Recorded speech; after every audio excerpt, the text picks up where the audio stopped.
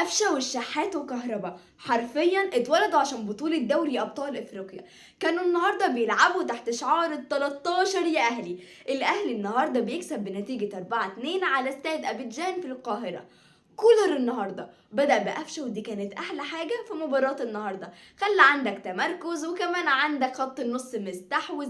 ده غير ان النهارده كمان انت استحواذك كان بفعالية، وبلما وترقيصة قفشه بيعمل اسيست الكهرباء اللي بيجيب بيه الهدف الاول للنادي الاهلي على الطاير في الدقيقة ال 14. وفي الدقيقة 21 طاهر محمد طاهر بيعمل اسيست لقفشه.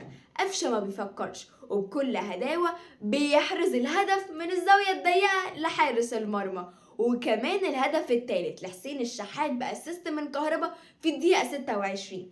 لحد هنا الاهلي كان ماشي تمام، انت مستحوذ وضاغط وكمان بتترجم اهدافك. كولر كان ظابط خط النص، كولر كان ظابط الهجوم. يجي بقى دفاع النادي الاهلي باخطائه، يقوم يجي بقى لاعب استاد ابيجان يحرز الهدف الاول لاستاد ابيجان بخطأ من ياسر ابراهيم، وكمان رد فعل بطيء من الشناوي. وبيجي الشوط التاني وبيقدر الاهلي ان هو يحرز الهدف الرابع للكهرباء برفعه حلوه من خالد عبد الفتاح. من هنا بيبدا استاد ابيجان ان هو يضغط عليك ويكون قريب من ان هو يحرز الهدف التاني.